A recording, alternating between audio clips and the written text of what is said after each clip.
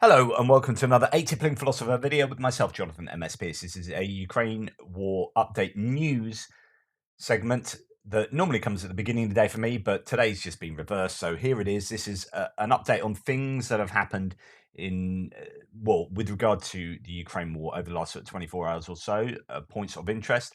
I go to my initial starting point, which is somewhat out of date now. The Russian losses, as reported by the Ukrainians for the day before, all the usual caveats. This may be inaccurate propaganda. The Russians don't really produce the same, but I think these have indicative use. They reflect the previous day's activities to some degree. Uh, Slight downtick, and we often see this on Sundays, so this doesn't surprise me at all. Perhaps Monday figures as well, but weekend means that there are fewer uh, losses. I don't know whether that's the reporting happens less, and therefore the figures don't seem to be so high, or fewer people. There are fewer engagements because it's a Sunday. I don't know.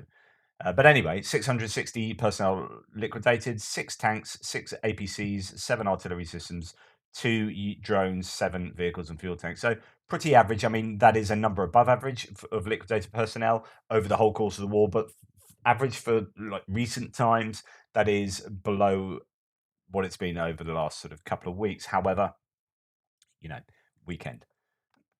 What else? Well, the UK intelligence update was fairly interesting this morning. Sometimes it's a bit like meh, or they're a bit behind. Sometimes it's really good. Here is just really hammering home the issue that Vuhledar has been for the Russians. Imagery shows concentrated Russian vehicle losses in the Vuhledar sector of Donetsk Oblast. These vehicles were likely elements of Russia's 155th Naval Infantry Brigade, which has been at the forefront of recent costly offensives. The naval infantry is seen as an elite infantry force within the Russian military. Unlike the similarly prestigious airborne infantry (VDV), NI has not deployed as a single large formation in Ukraine. Instead, individual units have been attached to ground forces dominated groups of forces. As such, NI has been tasked with some of the toughest tactical missions in the war and has suffered extremely high casualties. The supposedly enhanced capability of NI brigades has now almost certainly been significantly degraded because it has been backfilled with inexperienced mobilized personnel. This lack of experience is almost certainly exacerbating Russian officers' tendency to micromanage, which in turn reduces operational agility. There is a realistic possibility that degraded NI units will again be committed to new assaults near Vuhledar. This is what I've been talking about a lot over the last few weeks. We've seen these reports come out of uh, from Russians themselves, from Russian mill bloggers, and out of sources, Ukrainian sources too, over those weeks. So there's nothing particularly earth shattering, but it's just another a repetition of the challenges that the Russians are suffering in certain areas, particularly Vuhledar being one, and how this has affected their elite brigades. In fact, one of the claims today is that the 155th and the 40th have been merged because they've suffered such catastrophic losses. And just to repeat, as I said earlier, Su-25, which isn't included on the losses there, I think that's sort of happened today. Su-25 has crashed around Bakhmut. The pilot managed to eject safely. I don't know whether he was captured or landed on the Russian side. Right, let's go to military aid. Lithuanian public broadcaster raises $14 million to buy air defense radars for Ukraine. The campaign was launched by Lithuanian National Radio and Television and a coalition of other Lithuanian organizations on January the 30th, initially hoping to raise 5 million euros to purchase multifunctional tactical radars for Ukraine's military. I don't know if it's the Lithuanians or another of the Baltic states that did similar kind of fundraising at the beginning of the war and raised money for Bayraktar drones. And I think bought was it at least one, might have been two, and have a feeling on the back of that possibly Bayraktar gave a free drone as well. And that's at the time when Bayraktars were front and center of the PR campaign.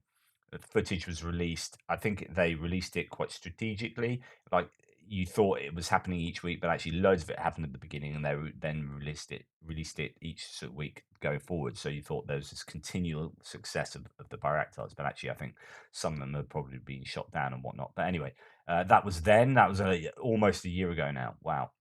ATVs, all-terrain vehicles, for the armed forces of Ukraine, transferred by it's another Baltic state Latvian company, LVT. So here we have vehicles that will be super useful to have people getting around in difficult conditions near the front line. I don't think you'll see these on the front line. It's not Mad Max yet, although we have seen some pretty interesting technicals. Those technicals are these sort of adaptive vehicles, maybe utes or trucks that have anti-aircraft guns whacked on the back, or heavy machine guns, or whatever.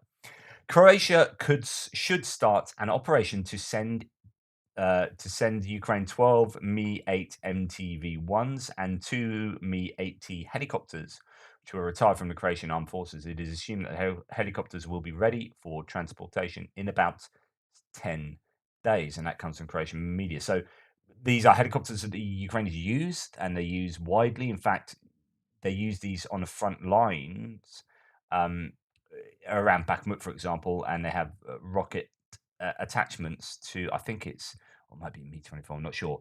And they're using to fire. I don't know whether these will be able to be used for any such capacity. It looks like they might just be for transportation.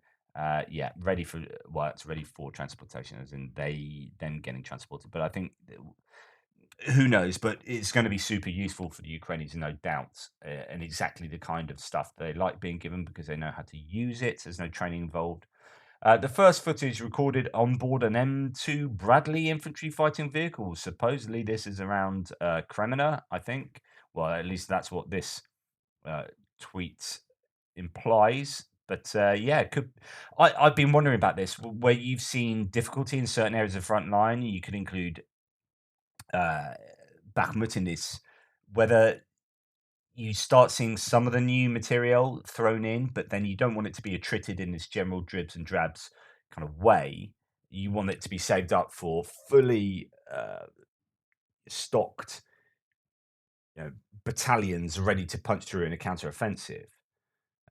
Rather than giving a few here, a few there, and they get sucked into the front line and destroyed. But actually, you do think that, hey, if you put like 10 IFVs into this area near Kremlin and like use them to do like a mini counterattack rather than a full counteroffensive, or maybe in Bakhmut to use some of these things, could they be useful? Could they be the difference? Could they make the difference in that particular small area? I don't know. But anyway, it appears that here we have evidence of a Bradley in Ukrainian hands. The British delivered Stormer HVM in Ukrainian services are increasingly clearing the Ukrainian sky, says Tendar. To deny Russian drone capabilities at the front lines might turn out to be very crucial. Now, this is one of these things where you don't really know if this is this is like a meaningful quote or a meaningful set of tweets or whatever. Yep, this is great. I mean, we're getting to see, the workings inside a Stormer, which are these sort of radar systems and anti-aircraft systems that can take out things like drone. Well, it can take out any aircraft in fairly close proximity and are really useful. But what I'm interested in is the claim that they are clearing the skies using these. I'd love to see some figures on that. I'd love to see how much drone activity there has been at the peak, how much drone activity there is now for the Russians, and whether equipment like this is making a meaningful difference. Of course, it will be making a meaningful difference. They haven't shipped it all out there to be stood in sat in a parking lot doing square root of naff all. These will be being used. Just how much effect have they had? I don't know that we'll know that for sure, but it's great to see footage of these things being used. You basically got glorified man pads on top of these, but quite a few more of them, and some pretty good tech to be able to spot your target and then fire off some missiles and take them out. So, as Tendar says, they are clearing the Ukrainian sky increasingly. All I'm saying is that, yeah, that sounds plausible. Love to see some data for that. Data. Germany has transferred 6 more Biber bridge. It's not Bieber. I mean, Justin's not here, is he? Germany's transferred 6 more Biber bridge layers and Zetros trucks to Ukraine. This is stated in a new list of assistance published by the government. So there are 9 Brückenlegepanzer Biber für 1, 2, 3 120,000 Erste Hilfe kits. I'm not going to continue. Someone who is better at me than my GCSE German can tell me what the Germans have given here. But there's certainly some ammunition for Gepards, 32 Gepards, including 6,000 rounds of ammunition. I assume that means. Now, I wonder that's obviously stuff that's already been given. They're just adding this stuff on here. I assume, unless, wow, they're giving 32 more Gepards. That would be pretty amazing.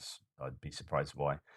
That's further down the list. But there's the military aid. We're going to move on to sort of geopolitical stuff now.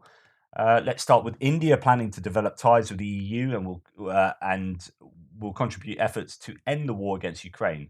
Bloomberg quotes the Prime Minister of India, Narendra Modi, there. I'd like to dig into that and see what exactly they are planning on doing. There has been, I think, a bit more rhetoric from nations that possibly we've considered as sitting more on a fence than others. I think there's been just a little bit of an uptick of rhetoric to support Ukraine more recently. Uh, and it's interesting trying to read between the lines of China as well, because they don't, even though there's all this threat of them arming Russia going forward. I don't think that happened. And when you look at some of the rhetoric that China are producing, when they get together with Russia, Russia say like really big things about China. China a bit like, not so much. Their rhetoric isn't like totally flattering of Russia and totally supportive. So I think Russia possibly are increasingly feeling isolated or seeming to be isolated. President Erdogan, and here's another example, and I just discussed the conflict in Ukraine, although this is coming from Emmanuel Macron, the French president. We must further increase our support for Ukraine so that it can win, continue to increase pressure on Russia, push it to renounce aggression. It'd be great to hear what Erdogan actually thinks himself from his own words. French President Emmanuel Macron will visit China to persuade them not to send weapons to the Russians and to start putting pressure on the Kremlin leadership to withdraw troops from Ukraine. I think this is great, actually. Some people are like slagging off Macron for trying to do a bit of everything to everyone, and initially trying to do an awful lot of telephone conversation with Putin to position himself as like the mediator, as the kingmaker, as the kind of super important geopolitical force in the world. And he did get some criticism for that, but this is good for France, I guess. But good. I think China does need some pressure and some personal pressure, uh, and I actually kind of laud this as a good thing. Yeah, go for it. Put pressure on. I think that's a good thing. Anyway, moving on. I have already shown you this. This is the Tbilisi rally in Georgia, capital of Georgia, the nation, not the state in the US, obviously. But I talked a little bit about comparing rallies and seeing like the pro-Russian rallies. I know Germany's had some recently, but I showed you one that were these sort of dour, mainly shaven-headed men, white men walking through areas. You think, okay, there's something about what's going on there that I think is worthy of note. And when you look at rallies in support of Ukraine, you've got greater diversity, you've got women involved, you've got it almost seems like it's universally more moralistic, it's universally more positive, these pro-Ukrainian marches. And here's just another example.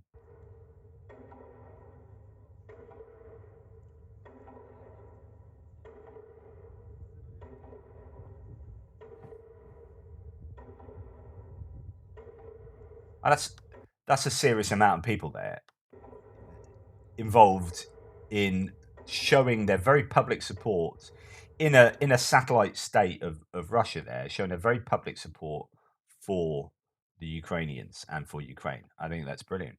Russia stops oil supply to Poland. Russia stopped sending oil to Poland through the Druzhba Friendship Pipeline. Polish refiner PKN Orlen's chief executive Daniel Obachek said on the 25th the pipeline had been exempted from EU sanctions.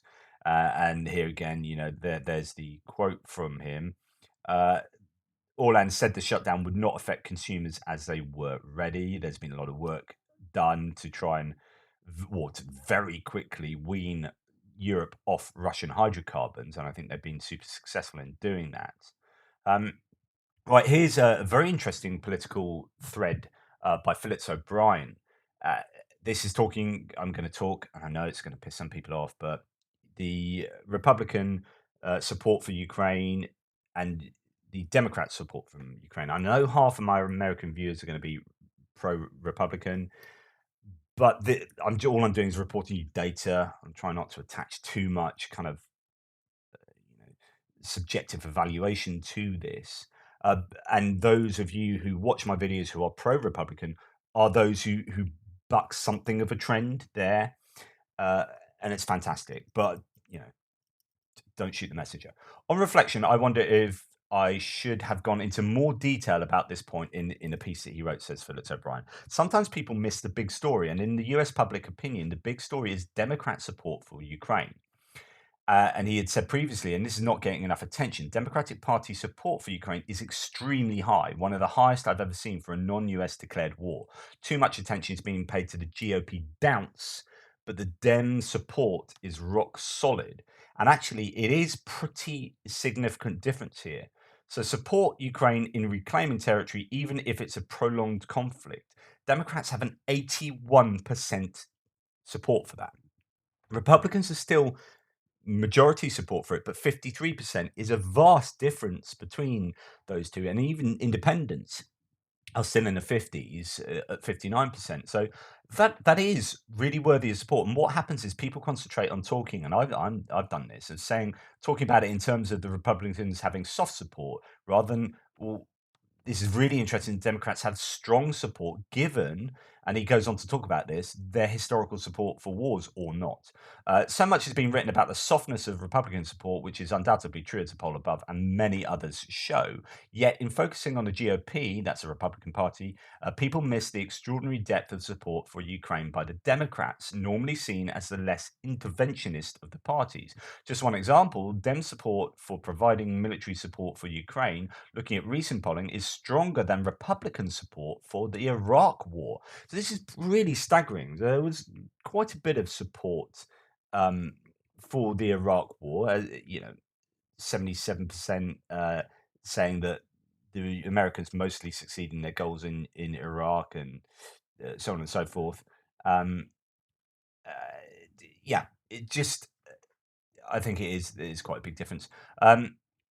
Which was started by a Republican president. So that's an interesting thing as well. So if a Republican president starts a war, then Republicans are more likely to support that. And if a Democrat president not, doesn't necessarily start a war, but intervenes in a war, then Democrats are going to be more supportive of that. But the interesting point here is that Democrats are even more supportive of this war than the Iraq war, and I think that to me is probably reflective of the idea that this was helping the underdogs. This was helping someone or a nation that was aggressively attacked by another nation, whereas going into Iraq was looking for weapons of mass destruction and striking before the Iraqis could do some damage, but it wasn't going to save and oppress. Yes, there was Kuwait. There was the element of Kuwait in the first Gulf War.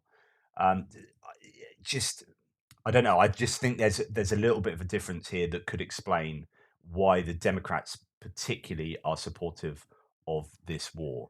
And I could bore you with political psychology as well, and the idea of fairness and oppression being things that uh, float the boat more for liberals than they do for conservatives. But I won't go down route now, but I think there's an interesting connection to be made.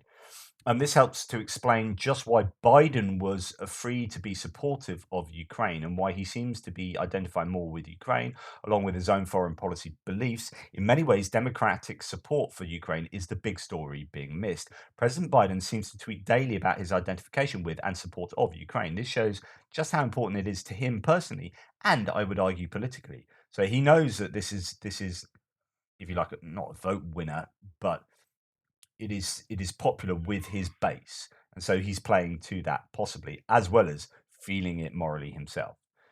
Anyway, I think that is worthy of note. That Forbes, note the Ukraine edition, estimates that Russia spent around a third of its entire annual budget on the war. The authors worked out the bill for the illegal invasion is about $10 billion per month, which is not insignificant. And finally, on this sort of geopolitical segment, we've had Putin in a TV interview on a state TV channel after the anniversary of the invasion, has accused the West of seeking to dismember Russia and to turn a vast country into a series of weak mini-states. In an interview with the state TV channel Russia on Sunday, Putin claimed the US and its NATO allies wanted to, quote, inflict a strategic defeat on us. I wouldn't disagree with that. The aim, he said, was to, quote, make our people suffer. I would disagree with that. Adding, quote, how can we ignore their nuclear capabilities in these conditions? Oh, look at what he's doing there. Straight away, he's saying, we're under attack. And he's putting it out there, he's shifting that over to a window. We can talk about nuclear now, because if I say it enough, nuclear now, okay. If we do have to come to make that decision, you guys, it's in the front of your minds. You have been is normalized, and might even be more popular as a decision. Russia's president said that's called the mere exposure effect in psychology. Russia's president said this alleged plot had been underway since the collapse of the USSR. Quote, they tried to reshape the world exclusively on their terms. We had no choice but to react, he said, adding that the West was complicit in Ukraine's crimes. We had no choice but to react. You did. You had a choice, and one of the choices was not to react, because arguably it really wasn't a reaction. What's really interesting, someone said watch 93. There's a 3-part documentary on actually starting with the 2014 little green men going into the Donbass, and it's on YouTube. Go and check it out. 93 Ukrainian documentary. Just search that. Very interesting, and it's both subtitled and dubbed, so you can watch it, or you can speed it up and listen to it. And I didn't realize, well, I kind of did, but there was evidence there. There was a lot of talk about how overtly criminal that was with the little green men. Like it was an illegal invasion. So often we talk about this, but don't necessarily like just dwell on that enough. Like, that was an illegal invasion in 2014. Having the Russians go in to another country, taking off their insignias, and actually some evidence that they didn't always take off their insignias. There were plenty of Russians with insignias. And committing a war. It was just totally illegal. So you get pro-Russian voices shouting about, oh, the NATO expansion isn't this and that and that. That was an illegal war, and they were not held accountable for it. Russia was not. Yes, they were sanctioned a little bit, but broadly speaking, we let them get away with that, and that has emboldened them to do this. But the degree, is really worth recognizing much more explicitly the absolute illegality of that 2014 war that we've had 9 years of now.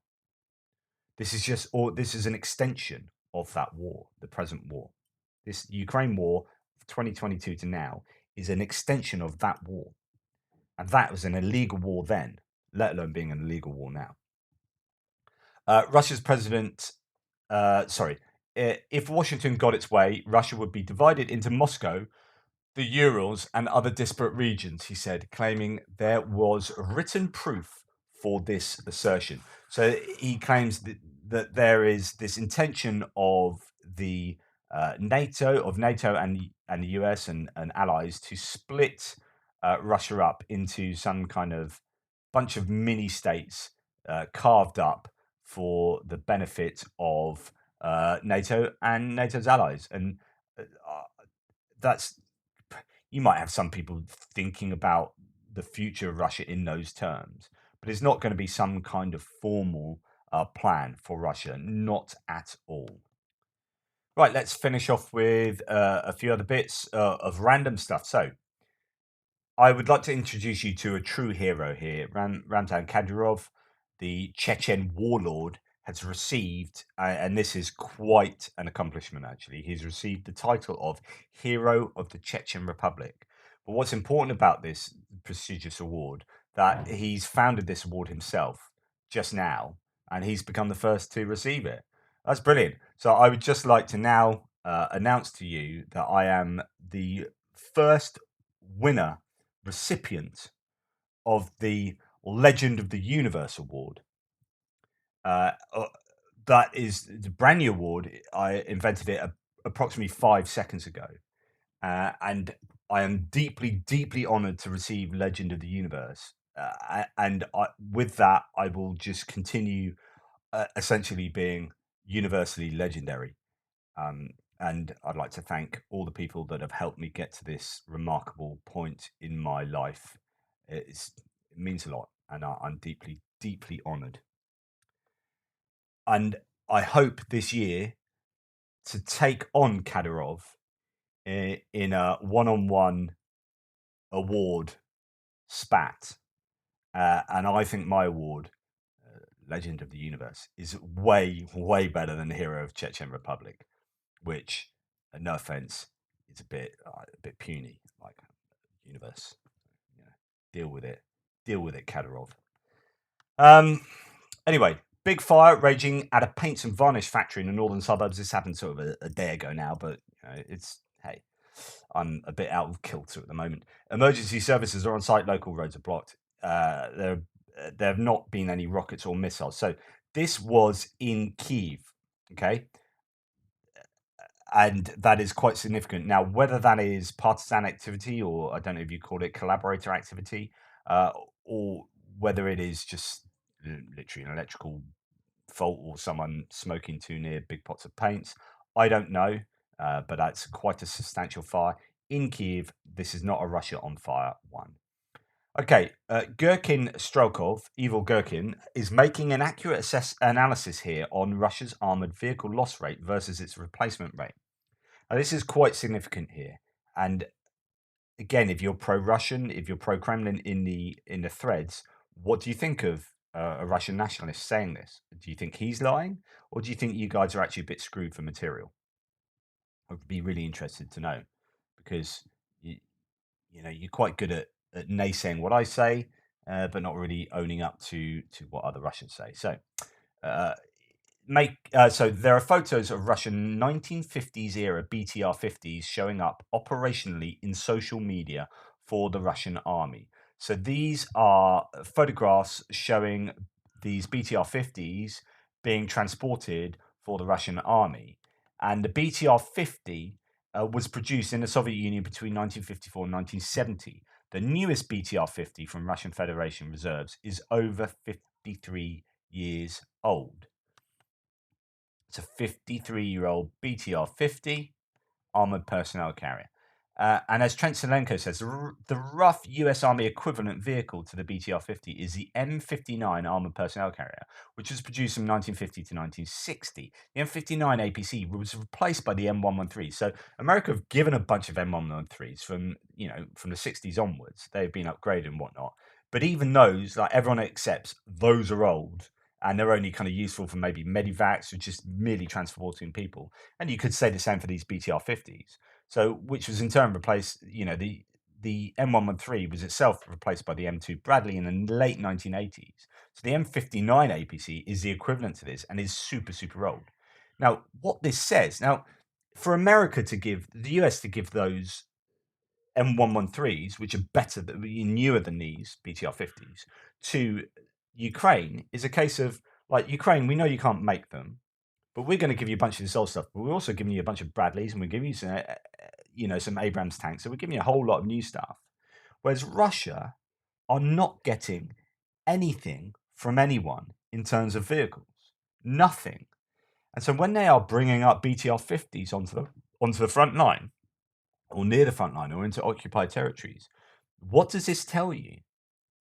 It means that they are screwed for replacing their equipment. They are screwed. They like you wouldn't be bringing these if you had better things to bring than these. I mean, it's really simple here. Like, if I'm going to do a job, so I'm going to chop down my tree with which is outside with a chainsaw, and I've got two chainsaws. I've got a really good modern chainsaw that's fantastic, and I've got this chainsaw from like 1930 that's got a large chance of breaking if I try and use it. What shall I use? I use my old the really crap one. What you know that's ridiculous. You wouldn't do that. You would use the best tool for the job, especially when it involves the life of people using that tool. So you would use the best tool for that. I would use my best chainsaw in order to do the best job at cutting down that tree, right? It's probably a really crappy analogy, but you get the point. So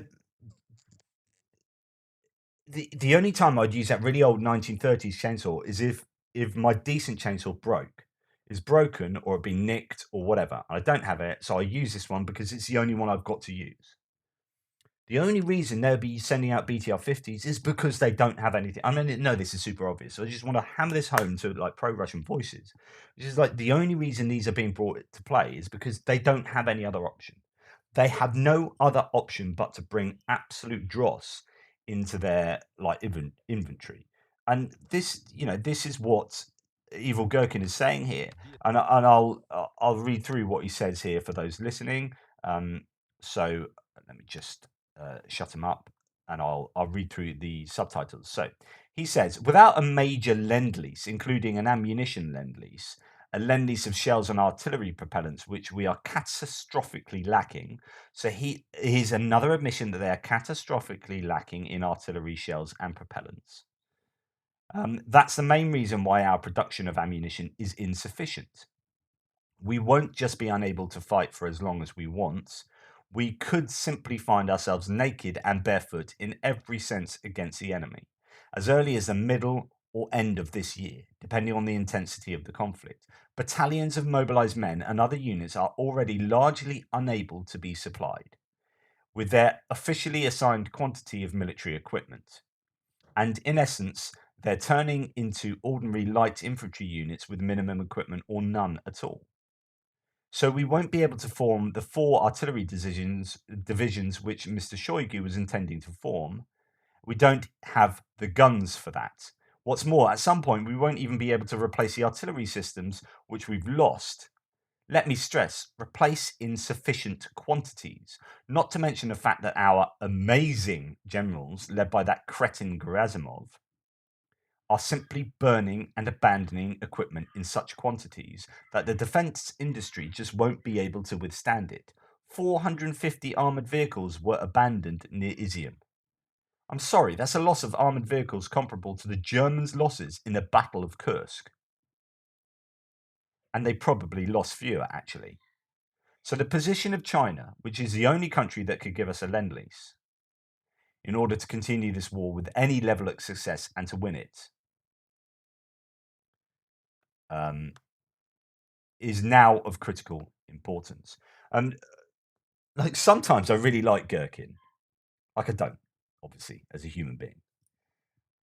But he says exactly what I've been saying, and I'm only saying it because I get it from all these different sources and whatnot. But he's saying exactly the right things here. And what I'm interested in, what pro-Kremlin voices and people in my threads and whoever else, like, what do you really think? I mean, is this guy just lying? Is he woefully misinformed, or is he nailing the problem here? And again, it's about adding together all the pieces of jigsaw. When we see BTR 50s turning up on the front line, when we see really terrible shells uh, being opened up by the front line, when we're seeing um, shell, shell usage dip to really low levels, artillery usage dip to really low levels, so on and so forth. When we see intelligence reports saying all sorts, and when we hear uh, intercepted calls that are saying all this stuff, what are we most rationally justified in concluding?